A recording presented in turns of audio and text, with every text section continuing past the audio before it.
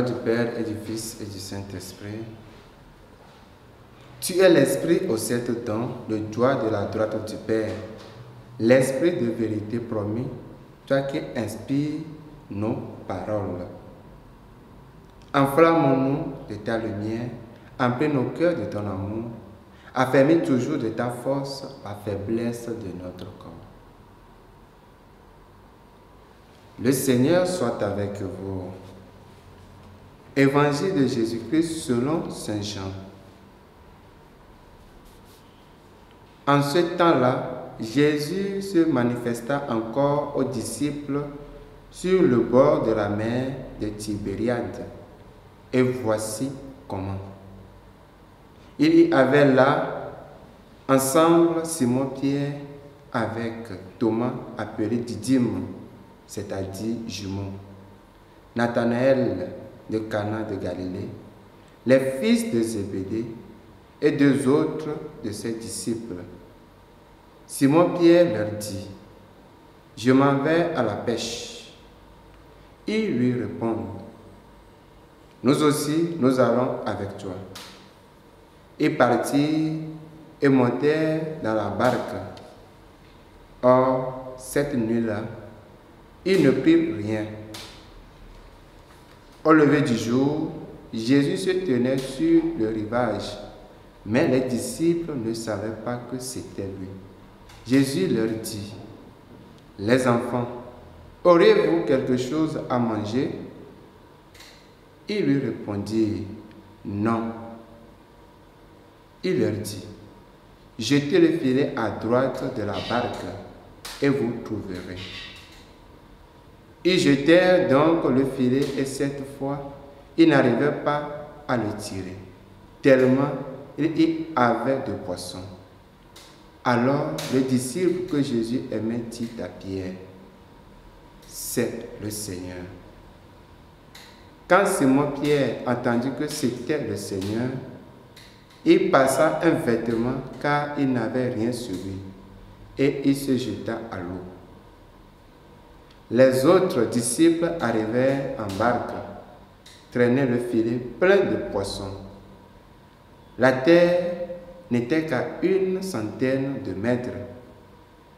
Une fois descendus à terre, ils aperçoivent disposé là un feu de braise avec du poisson posé dessus et du pain. Jésus leur dit, « Apportez donc de ces poissons que vous venez de prendre. » Simon-Pierre remonta et tira jusqu'à terre le filet plein de gros poissons. Il y en avait 153. Et malgré cette quantité, le filet ne s'était pas déchiré. Jésus leur dit alors, « Venez manger. » Aucun des disciples n'osait lui demander, « Qui es-tu » Il savait que c'était le Seigneur.